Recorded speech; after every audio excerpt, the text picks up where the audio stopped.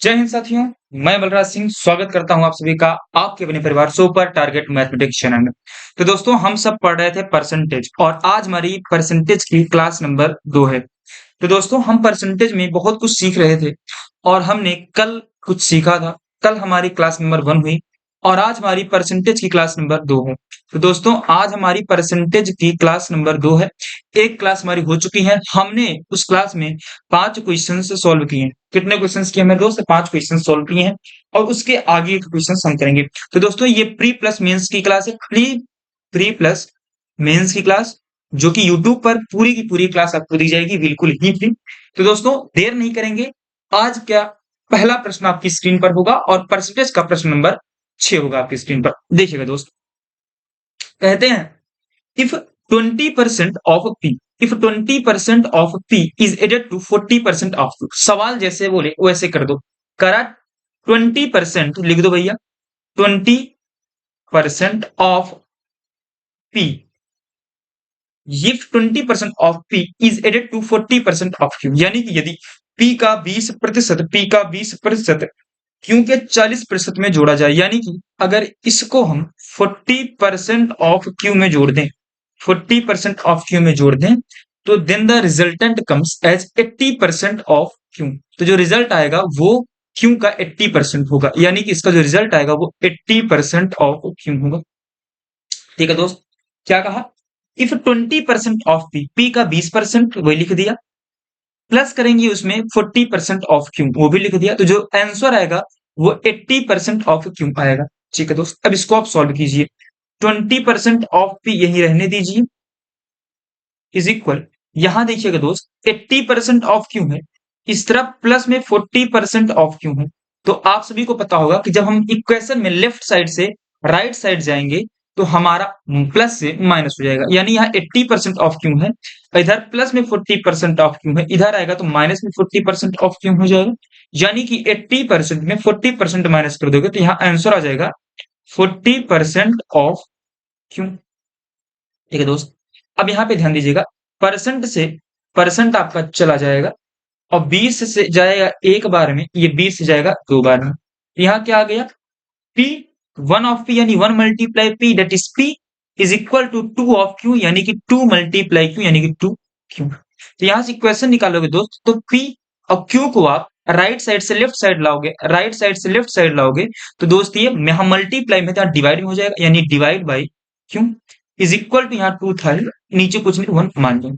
ये अब हमसे सवाल ने कहा है पी क्यू का कितना परसेंट है, पी जो है वो क्यू का कितना परसेंट है। तो भैया यहां देखिए पी जो है वो क्यू से कितना गुना है, कहोगे 2 गुना है, तो 2 गुना होने का मतलब है कि 200% है। अगर 4 गुना होगी तो 400%, 10 गुना होगी तो 10 यानी 1000%, 1 गुना होगी तो 100%।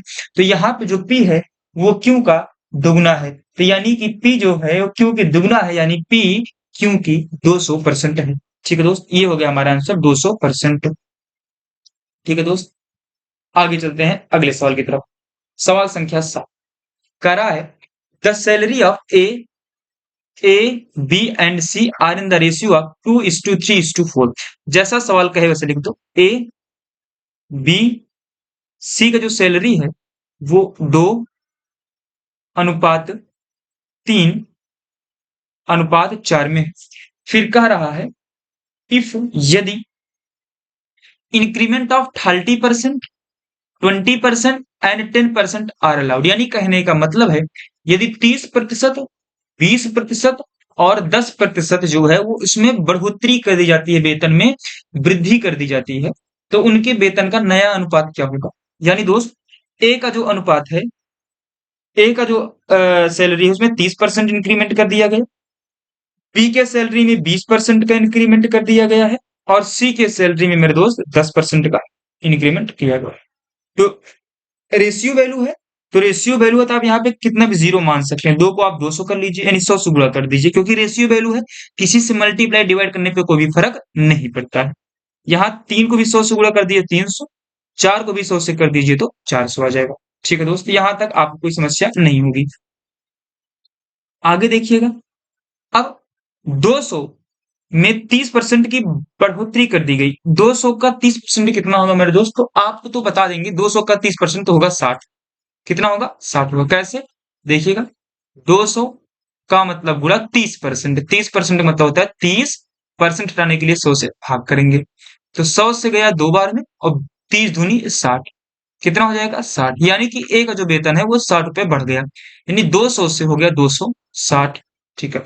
और बी का जो वेतन है वो 20% बढ़ा है। भैया 300 का 20% कितना होगा? बताइएगा।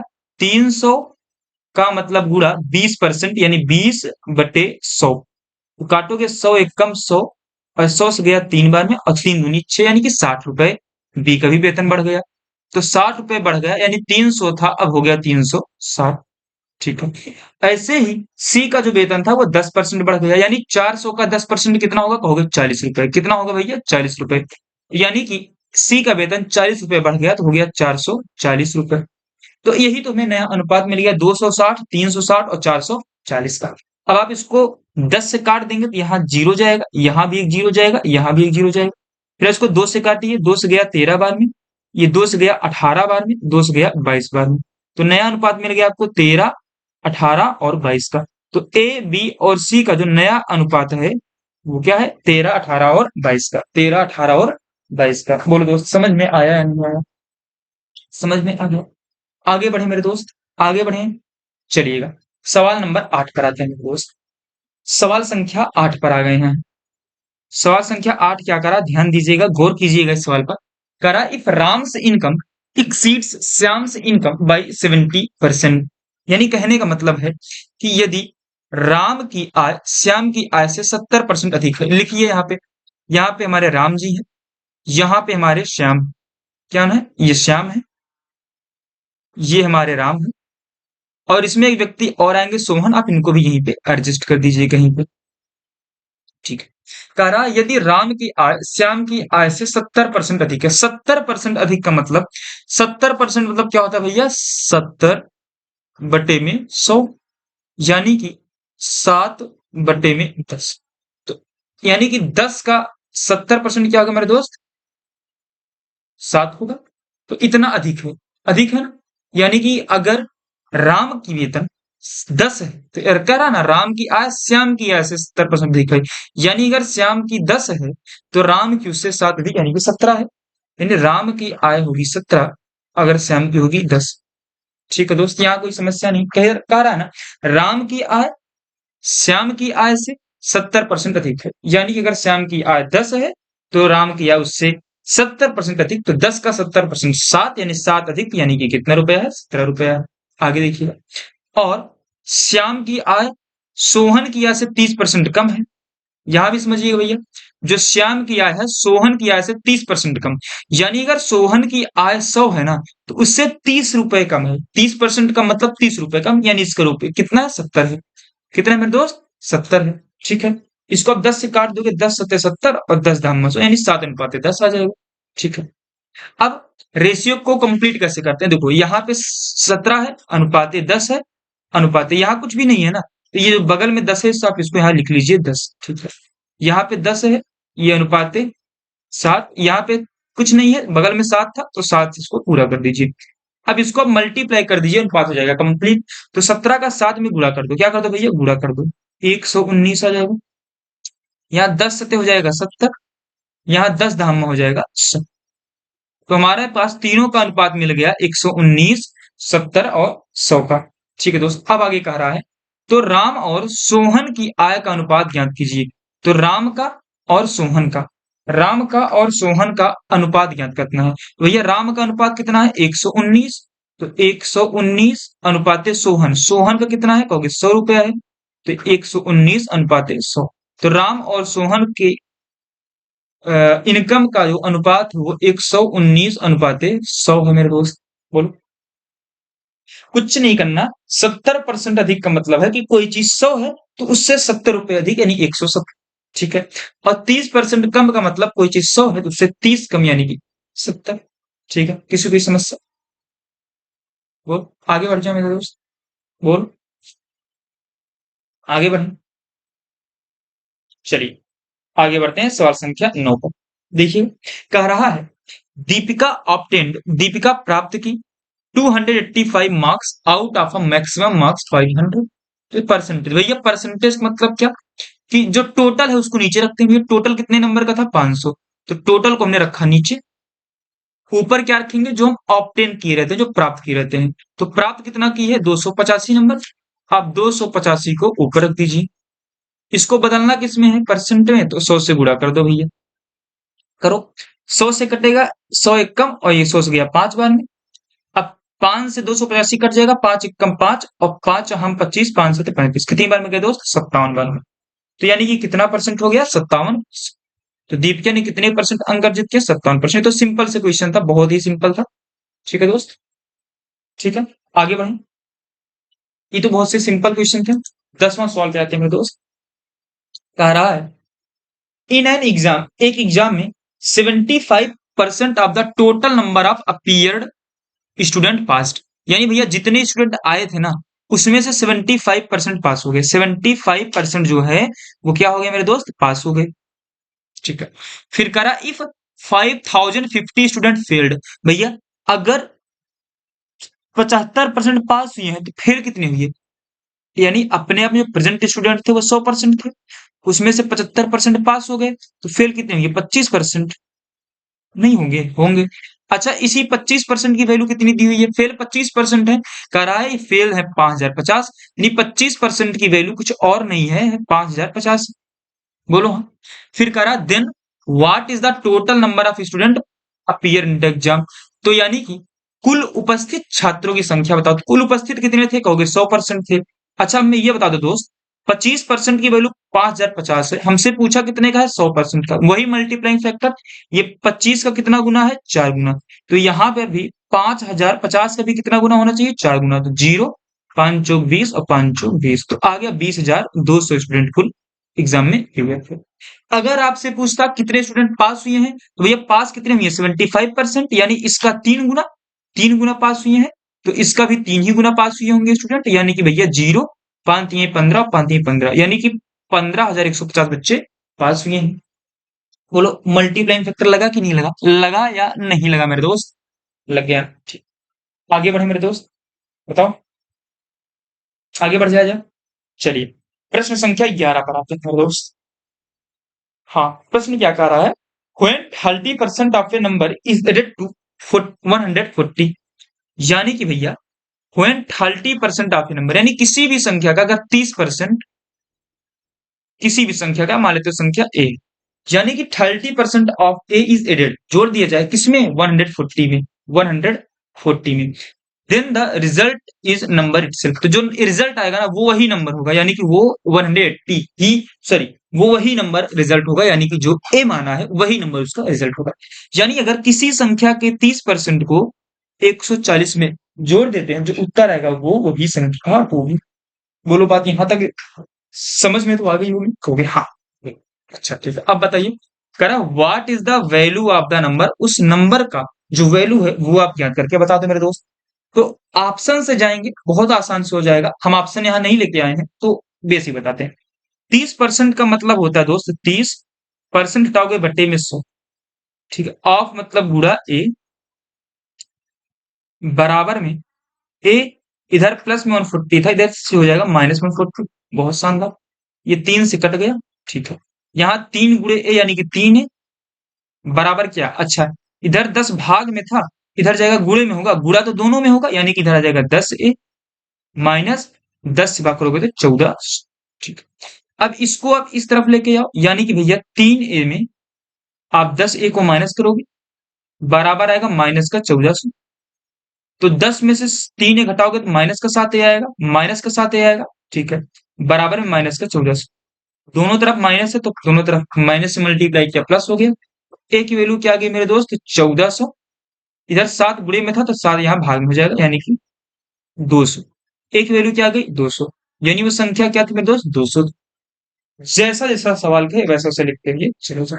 ठीक है, ठीक है, चलो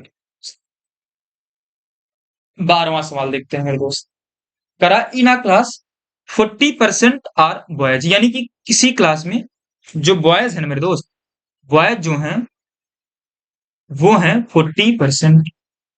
तो भैया गर्ल्स कितनी होंगी? गर्ल्स कितनी होंगी आप बताइए, गर्ल्स कितनी होंगी? कहोगे भैया 40% बॉयज है तो 60% गर्ल्स होंगी। ठीक है। फिर कह रहा है and the number of girls, यानी जो लड़कियों की संख्या है मेरे दोस्त, वो कितनी है? 54 है। कितनी है दोस्त? 54। यानी लड़कियां कितनी है? 60%। तो 60% की वैल्यू कितनी है? कहोगे 54 है। तो भैया कह रहा है what is the number of boys in the school, तो बॉयज की संख्या बता दो। यानी 60% की वैल्यू 54 है, तो कह रहा है 40% कितने होंगे? 40% की वैल्यू क्या? तो भैया 60% की वैल्यू 54 है, तो 1% की वैल्यू बताओ क्या होगी? एक 1% की वैल्यू क्या होगी मेरे को बताइएगा। देखो 60 से 1% आने के लिए हमने 60 से भाग किया, तो यहां भी हमको 60 से क्या करना पड़ेगा? भाग करना पड़ेगा। मल्टीप्लाइंग फैक्टर वही डिवीजन हो गया, डिवीजन करेंगे। यानी 54 बटे में 60। हमें निकालना कितने परसेंट की वैल्यू है? 40%। निकालो भैया 40% की वैल्यू। अच्छा, एक से हमने 40 पे आया, तो हमने किससे मल्टीप्लाई किया? 40 से। तो यहां पे भी हमें किससे मल्टीप्लाई करना होगा? 40 से। यानी भैया 54/60 में आपको 40 से कर देना है गुणा। जीरो से जीरो गया, 6×9 = 54, और इधर गुणा करोगे 9×4 = 36। यानी लड़कों की संख्या कितनी है मेरे दोस्त? 36। बोलो, सिंपल सी चीजें थी, सिंपल सी चीजें थी मेरे दोस्त की नहीं थी? बताइएगा। लड़कों की संख्या कितनी आ गई दोस्त? 36 आ गई। ठीक है, आगे बढ़ो 13 सवाल पे। हाँ, यहां से दोस्त हम आपको कुछ चीजें सिखाएंगे जिसको जिसका नाम होता है एबी रूल। क्या होगा दोस्त? AB rule. ठीक है, यहां से दोस्त हम आपको एबी रूल सिखाने वाले हैं, तो ध्यान दीजिएगा, ध्यान देकर के सीखिएगा कोई चीज।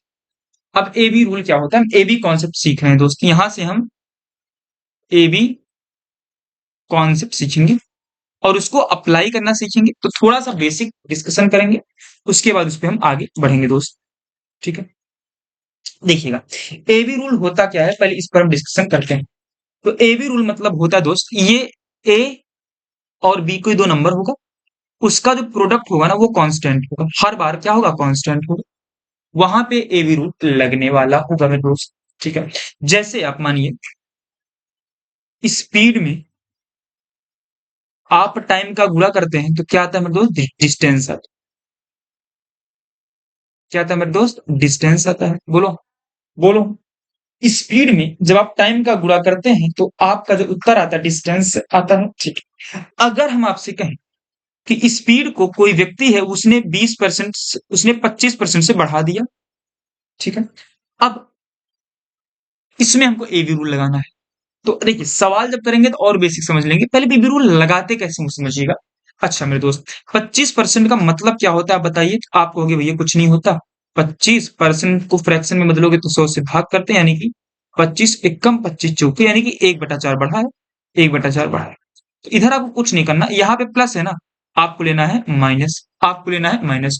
जो ऊपर है आप ऊपर को रख दीजिए, यानी एक को रख दीजिए, बट्टे में क्या आएगा?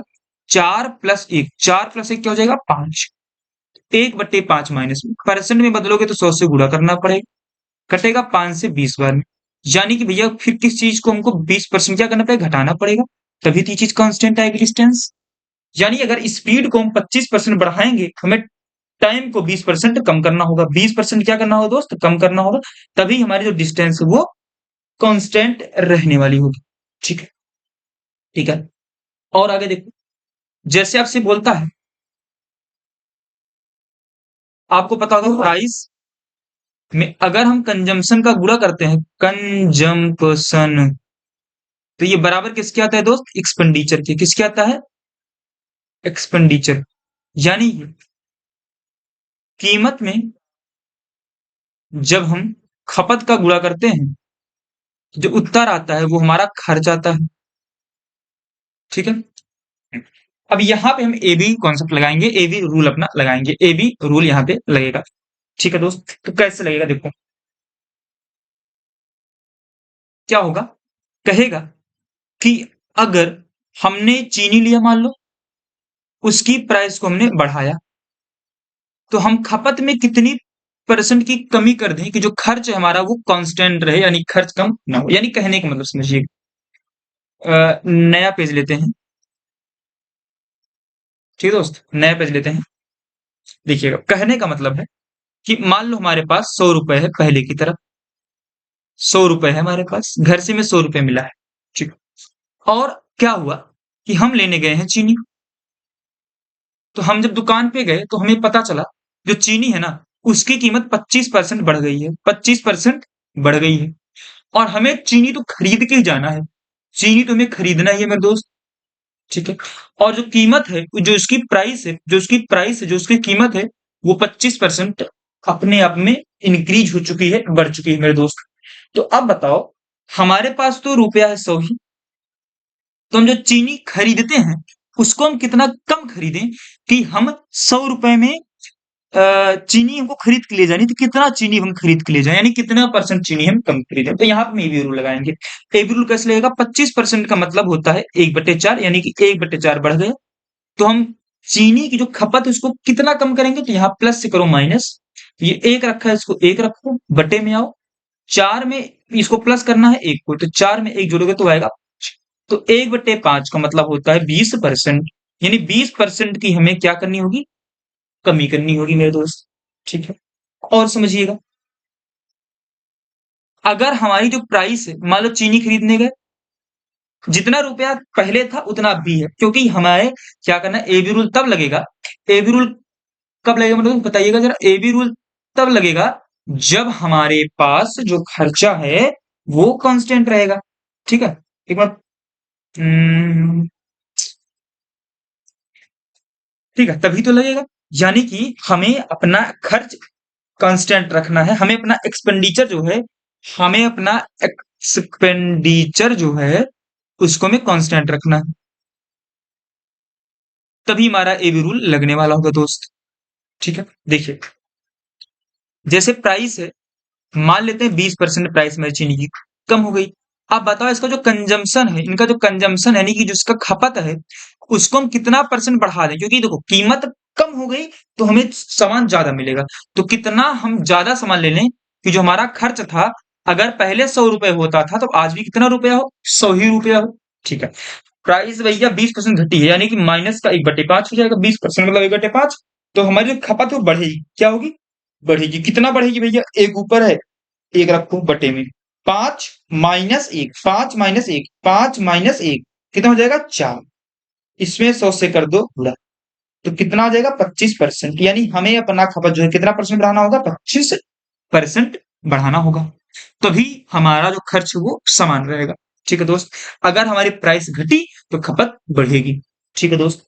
अच्छा, अब ये लगेगा कहाँ कहाँ भैया, लगेगा कहाँ, ये रूल लगेगा कहाँ, ये भी तो समझना होगा कि इस रूल को हम लगाने वाले कहाँ होंगे मेरे दोस्त, ठीक है। तो ये रूल लगेगा वहां जहां हमारे पास कीमत दी हुई होगी और कुछ ना कुछ खपत दिया होगा, कीमत होगी और खपत होगा, और वहां पे खर्च क्या होगा, समान होगा, वहां पे हम ए बी रूल लगा लेंगे। या कोई चीज हमने बढ़ा दिया है, फिर उस चीज को घटाना है तो कितना घटाएंगे, जैसे हमने कहा कोई एक संख्या थी, उसको हमने 20% बढ़ा दिया, यानी कोई एक संख्या थी उसको हमने 20% बढ़ा दिया, अब उसमें हम कितने परसेंट की कमी कर दें कि वही संख्या में फिर से मिल जाए, तो यहाँ पे हमारा ए बी रूल लगेगा। क्या लगेगा मेरे दोस्त, ए बी रूल लगेगा, ठीक है। ठीक है मेरे दोस्त, समझ में आ रहा है? आगे देखिए, क्वेश्चंस करेंगे तो और अच्छे से समझेंगे। कह रहा है Mohan's income is 40% more than Shyam's income. भैया बेसिक करेंगे पहले, फिर ए बी रूल लगाएंगे, दोनों काम से इसको सॉल्व करेंगे, ठीक है। Mohan's income is 40% more than Shyam's income, तो यहाँ पे मोहन है, यहाँ पे हमारा श्याम है। करा मोहन की आय श्याम की आय से 40% अधिक है। 40% अधिक का मतलब कोई चीज 100 है तो उससे 40 अधिक यानी 140, ठीक है। तो मोहन की आय श्याम की आय से 40% अधिक है, यानी अगर श्याम की आय 100 है तो मोहन की आय इससे 40% अधिक यानी 140 है, ठीक है दोस्त, समझ में आ रहा है, ठीक है।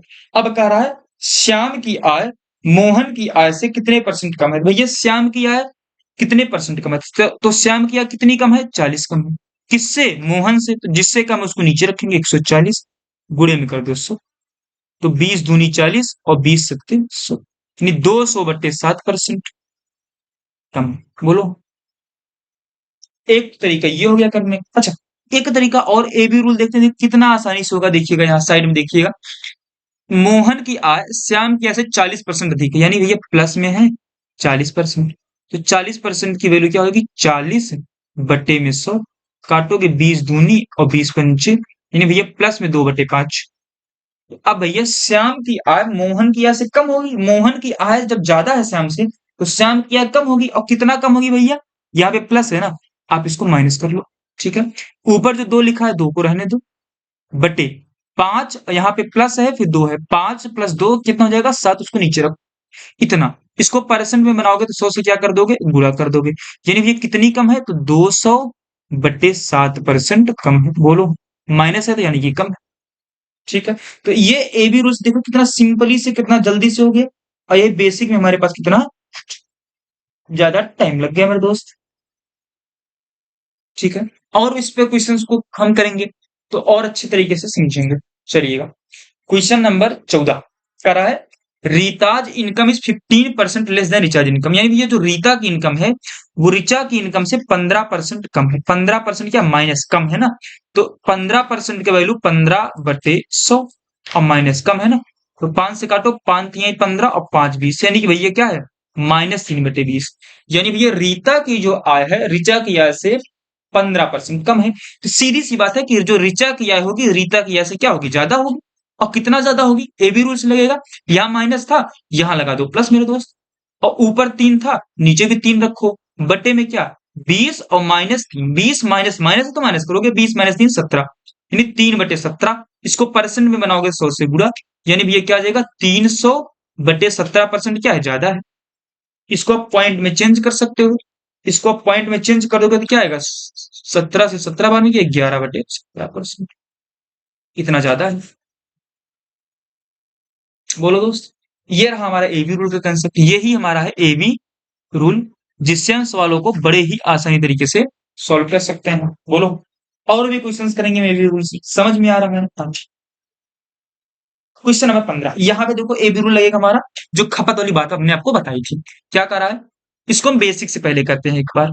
ठीक है, बेसिक भी सीखते हैं, फिर इधर हम एबी रूल से भी देख लेंगे। किससे देख लेंगे दोस्त? एबी रूल से, दोनों तरीका सीखेंगे दोस्त। कह रहा है चीनी की कीमत में 25% की वृद्धि हुई। 25, भैया देखो यहां रखो, पहले प्राइस रखो, यहां रखो कंजम्पशन यानी खपत। ठीक है, प्राइस और कंजम्पशन का गुणा करोगे तो क्या आएगा भैया? खर्चा आएगा, यानी यहां रखो एक्सपेंडिचर। ठीक है, कह रहा है चीनी की कीमत में 25% की वृद्धि हुई। 25% की वृद्धि का मतलब क्या? 25/100 यानी कि 1/4, यानी कि अगर कीमत पहले 4 थी तो अब वो 1 बढ़ गई, यानी कि अब हो गई 5।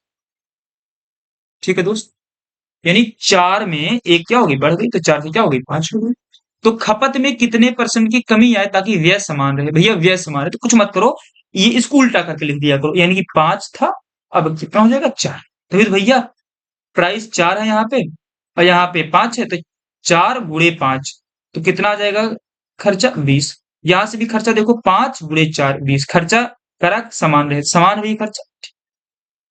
अच्छा, करा खपत में कितने परसेंट की कमी की जाए? भैया 5 से 4 आए, कितने की कमी की गई? 1 की। कितने पे?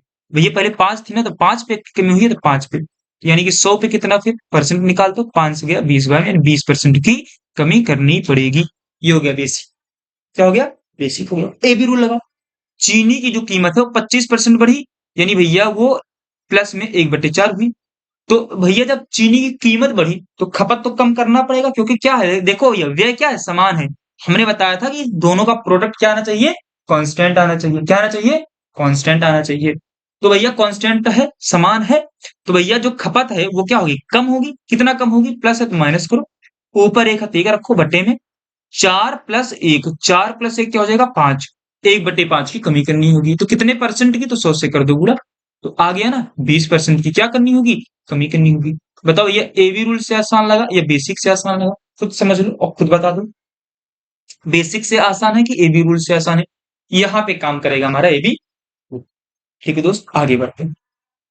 प्रश्न संख्या 16, प्रश्न संख्या 16 सेम वही सवाल लगाएंगे, सेम वही कॉन्सेप्ट। देखो जनशक्ति में गिरावट हो गई, यानी ये लोगों की संख्या में गिरावट हो गई, जिससे कंपनी में जो उत्पादन है 35% हो गया कम।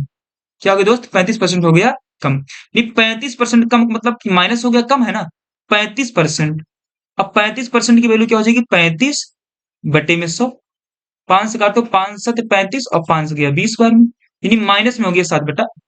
तो कह रहा मूल उत्पादन को बहाल करने के लिए, यानी कि उत्पादन क्या हो हमारा, सेम हो, यानी जो हमारा प्रोडक्शन था वो क्या हो, प्रोडक्शन सेम, यानी कि जो इनका मल्टीप्लाई फैक्टर आएगा वो क्या हो, कांस्टेंट हो। तो भैया उनके समय में कितनी वृद्धि की जाए, तो समय में वृद्धि ए बी रूल से होगा, यानी कि अगर ये घटा है तो समय बढ़ेगा, बढ़ेगा कितना बढ़ेगा, 7 बढ़ेगा, ठीक है, बटे में 20 - 7, 20 वही रूल नीचे वही आएगा, 20 - 7 13, यानी कि 7/13 क्या हो, समय बढ़े। और परसेंट में कितना, 100 से गुणा करना पड़ेगा, तो कितना आ जाएगा दोस्त, 700/13% क्या हो, वृद्धि हो। इसको आप पॉइंट में भी चेंज कर सकते हैं, तो क्या आएगा, 13×5 = 65, गया बचा 50, 13×3 = 39, फिर 11 8 और 5, यानी कि लगभग 53.85% के आसपास समय क्या करना पड़ेगा, प्लस यानी कि इंक्रीज करना पड़ेगा। ठीक है दोस्त, तो ये हमारा क्या इसका आंसर है। तो ए बी रूल से लगा कितना आसानी से, ए बी रूल कितने आसानी से लगा दिया हमने, ए बी रूल से सवाल। ठीक है दोस्त, कितना ही आसान है। और एक सवाल को करते हैं, देखते हैं ये किसमें है। हाँ, अब भैया ये तो हमारा दूसरा तरीका है, इस पर भी हम डिस्कशन करते हैं। यहाँ क्या होगा भैया, देखो भैया कभी कभी क्या होगा, जो हमारी प्राइस है ना, जो हमारी प्राइस है इनटू कंजम्पशन किया जाता है, बराबर आता है एक्सपेंडिचर।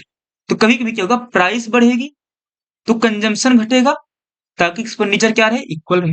कभी कभी क्या होगा भैया, प्राइस भी बढ़ेगी, कंजम्पशन भी बढ़ेगा, तो कुछ ना कुछ एक्सपेंडिचर भी बढ़ेगी ना। तो हम इस पे ए बी रूल लगाते हैं, इस पे कि प्राइस भी बढ़े और फिर कंजम्पशन घटे, कि ताकि एक्सपेंडिचर क्या रहे, सेम रहे दोस्त। ठीक है, अब इस सवाल को भी करके देखते हैं मेरे दोस्त। इरेजर टूल लेते हैं, इसको इरेज करते हैं पहले ना। हाँ, देखिएगा मेरे दोस्त। हाँ, कह रहा है चावल की कीमत में 20% की वृद्धि हो गई भैया, प्राइस में जो है 20% की वृद्धि हो गई। 20% की वृद्धि मतलब क्या, प्लस में 20% हुआ।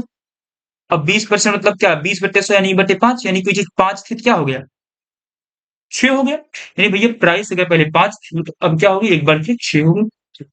अब ये कंजम्पशन, खपत की बात कर रहा है, तो उपभोक्ता अपनी खपत को 5% कम कर देता है। 5% कम यानी -5% करता है। 5% की वैल्यू होगी 5/100, यानी 5 एक कम 5 20, यानी कि -1/20 होगी। यानी कि पहले 20 थी तो उससे एक कम 19 हो गई, यानी खपत अगर पहले 20 थी, अब खपत कितनी होगी, 19 हो गई। ठीक है, सिंपल सा। तो कुल व्यय में प्रतिशत परिवर्तन, अब ये जो इसका एक्सपेंडिचर है कुछ बढ़ेगा घटेगा, क्या हुआ देखते हैं।